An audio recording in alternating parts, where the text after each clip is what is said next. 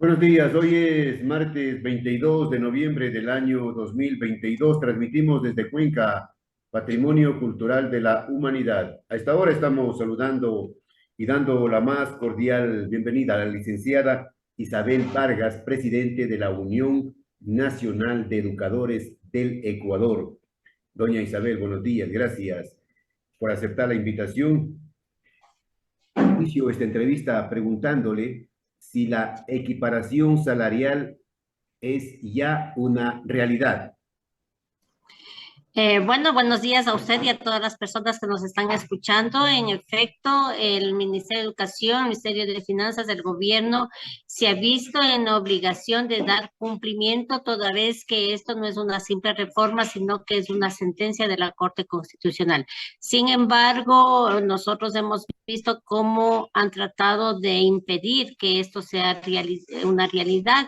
Y eso conlleva a que no todos han sido equiparados. Hay un grupo de alrededor de 30.000 maestros que les han puesto trabas, les han puesto nuevos requisitos, lo cual es ilegal desde todo punto de vista, tomando en cuenta que esto es una reparación de derechos. No es un nuevo concurso, no es un nuevo ascenso, no es una nueva recategorización.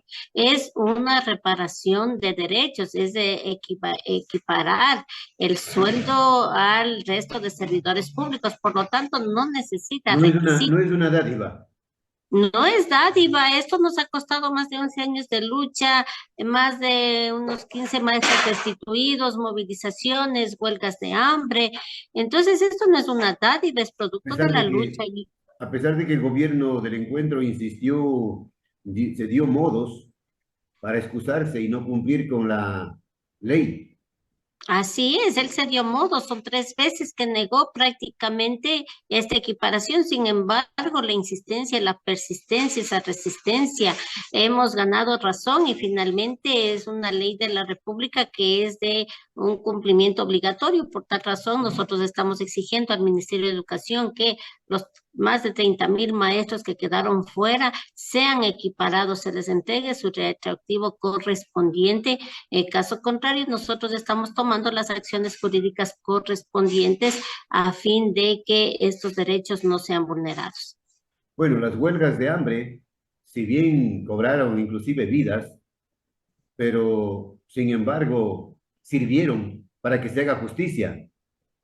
Así es, con eso hemos demostrado al pueblo ecuatoriano y al mundo que solamente con organización, unidad y lucha se puede hacer respetar nuestros derechos, se puede conquistar y reconquistar derechos. Y eso lo hemos demostrado porque si esperamos la buena voluntad de los gobernantes, nos sumiremos prácticamente no solamente el sector educativo, sino todos los sectores, como estamos yendo en ese camino actualmente, cuando no hay inversión en el sector social y vemos cómo la delincuencia cada día va en aumento. Eso es lo que pasa cuando no se exige los derechos para el sector social, no se exige que se pague la deuda social en lugar de que estén pagando puntualmente, incluso hasta por anticipado, la deuda del Fondo Monetario Internacional, que sabemos a quiénes benefician. Directamente benefician a los empresarios, a los tenedores de los papeles de la deuda.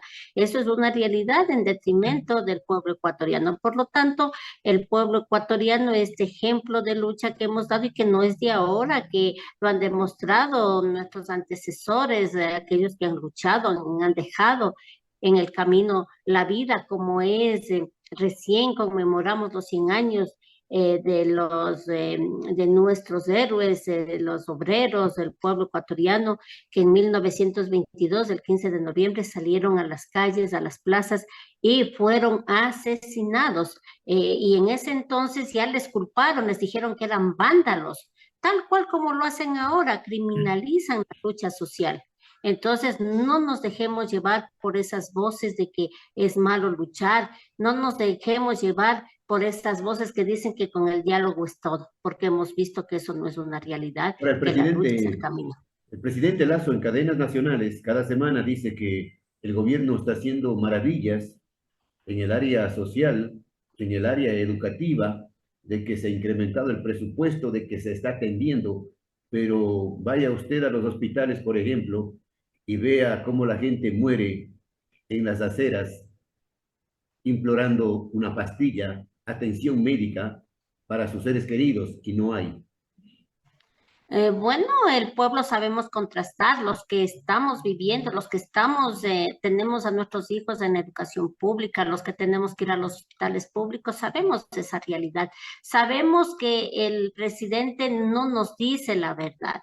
Y también eso se contrasta con las millonarias utilidades que tiene ese grupo de empresarios, que frente a que en el Ecuador más de 2 millones de personas pasan de la pobreza a la extrema pobreza, en cambio las utilidades les crecen por millones.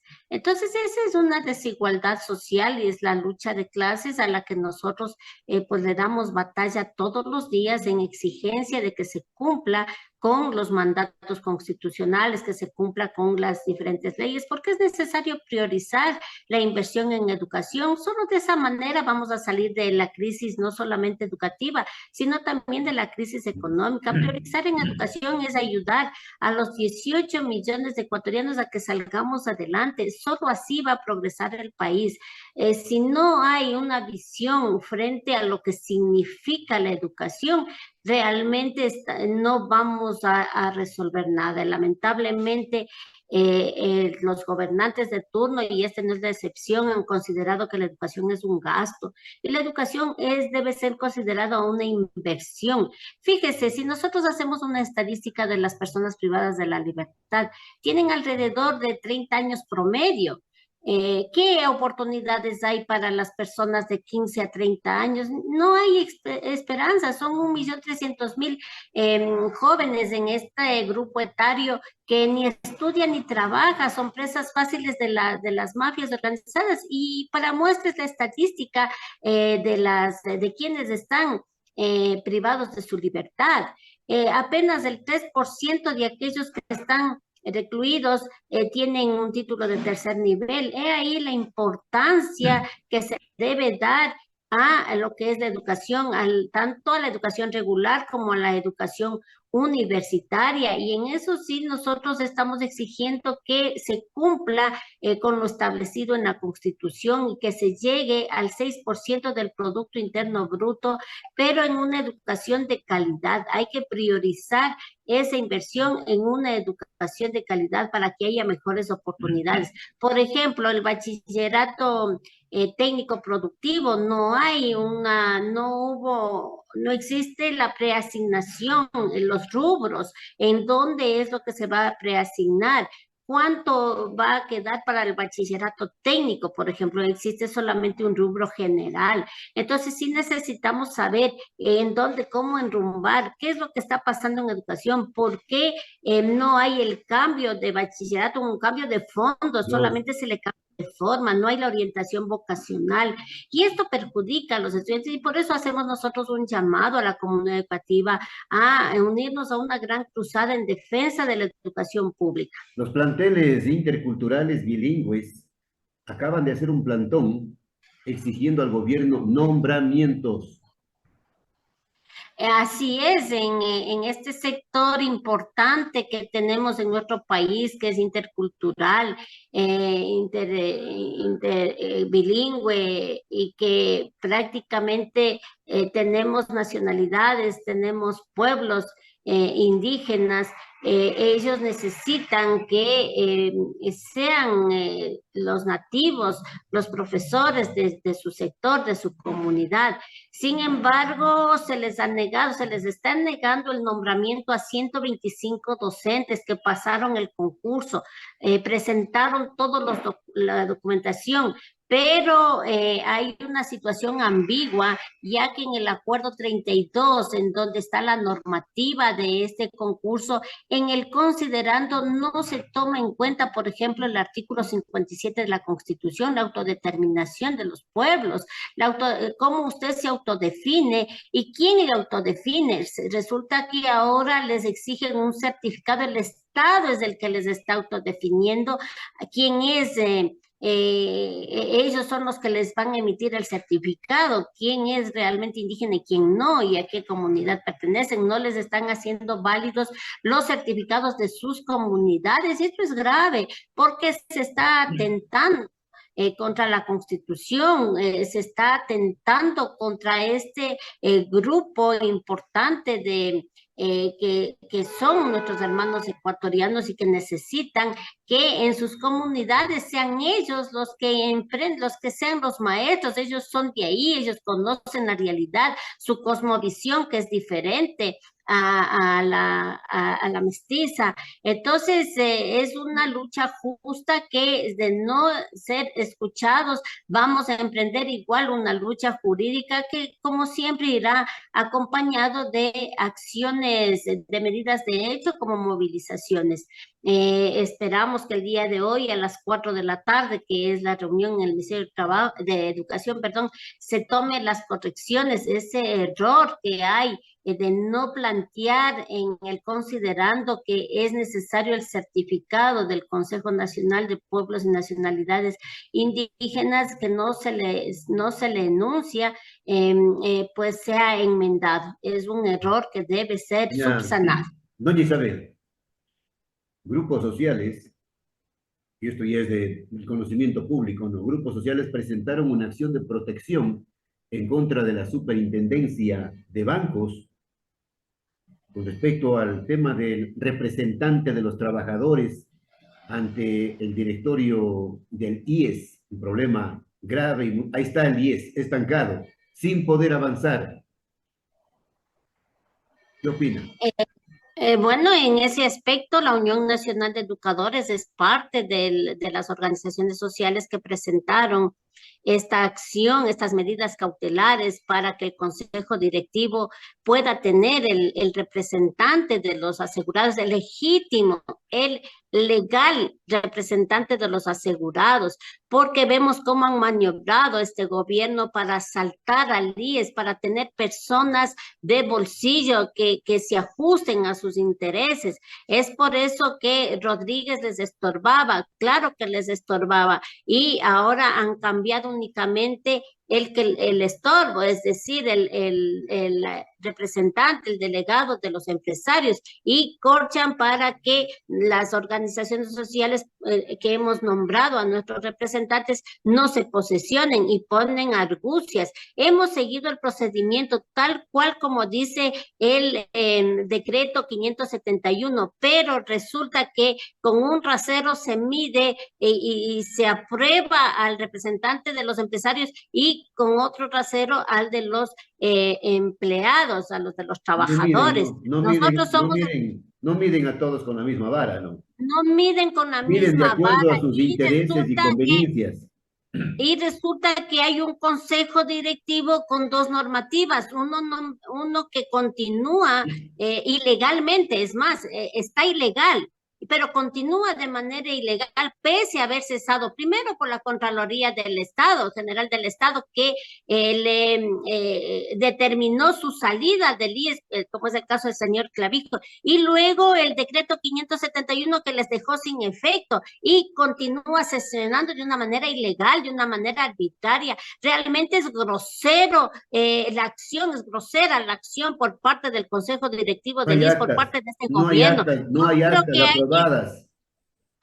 no hay una ley que, claro, es que el cambio se siguió con una normativa y se tiene que terminar con esa normativa, así hay aprobado otra, pero tenía que terminarse con la misma normativa y eso no se lo hizo. Entonces, esta forma de ser autoritario, prepotente y de querer asaltar el IES con personas de bolsillo que se acoplan a lo que el gobierno quiere, eso creo que debe terminar. Por eso hemos hecho y están las medidas cautelares. No se puede reunir el Consejo Directivo hasta que no se regularice y se posicione al doctor Ramiro García y al magíster Ramiro Beltrán, que son los verdaderos representantes de los asegurados. Somos parte del colegio electoral mayoritario. Somos 10 organizaciones que estamos habilitadas para votar y hemos elegido a estos dos representantes. Las otras personas que en democracia presentaron su voluntad no cumplieron con el requisito de tener la mayoría de votos. Y ante esto la superintendencia se cierra, se niega y de una manera... no sé qué pasa con el jurídico, que ni un estudiante de primer año de jurisprudencia pudo haber hecho semejante resolución. Por eso el día 25 de noviembre nos vamos a movilizar las organizaciones sociales, que es el día de la audiencia, en donde vamos a defender que sean el 25 de noviembre. el 25, este viernes 25 de noviembre nos movilizamos las organizaciones sociales a exigir que el representante de los asegurados sea posesionado. Es necesario cuidar al IES. Ustedes, todos tenemos la obligación de defenderle. Quieren licuarse 24.500 millones de dólares que le debe el Estado al IES. Quieren seguir con la corrupción.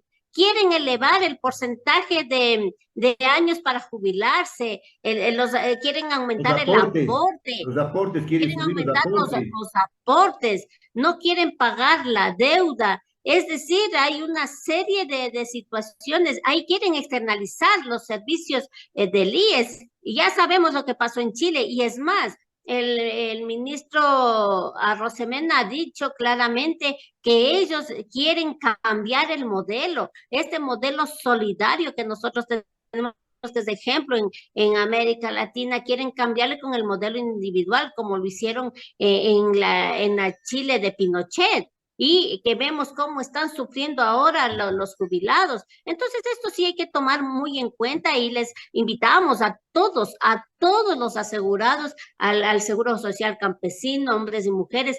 Este 25 de noviembre vamos a emitir en las redes sociales el lugar, van a ser en las diferentes ciudades, ¿no? Va a ser en Quito, en Guayaquil, en Manabí. Bien. Y daremos a conocer el lugar de las concentraciones. Finalmente, le quiero pedir su opinión, su criterio sobre la aceptación que tiene actualmente, hoy en día, la famosa Asamblea Nacional, el primer poder del Estado. No pasa del 7% de aceptación de credibilidad, en donde una mayoría correísta y social cristianos hacen y deshacen a su antojo y le tienen allí al presidente de la Asamblea como títere. Bueno, aquí hay una crisis institucional en el Ecuador, no solamente de la Asamblea, sino también del Ejecutivo. Vemos cómo el Consejo de Participación Ciudadana se tomó por asalto, luego la Asamblea anuló esa designación, y entonces no podemos nosotros empezar a normalizar estos actos. Es por eso que al pueblo ecuatoriano se le pide, y por eso es necesario la educación, por eso no le quieren invertir en educación, porque no quieren hombres y mujeres críticos. Necesitamos tener en cuenta estas acciones para ver por quién votamos. ¿No? Quieren alzamanos nada más.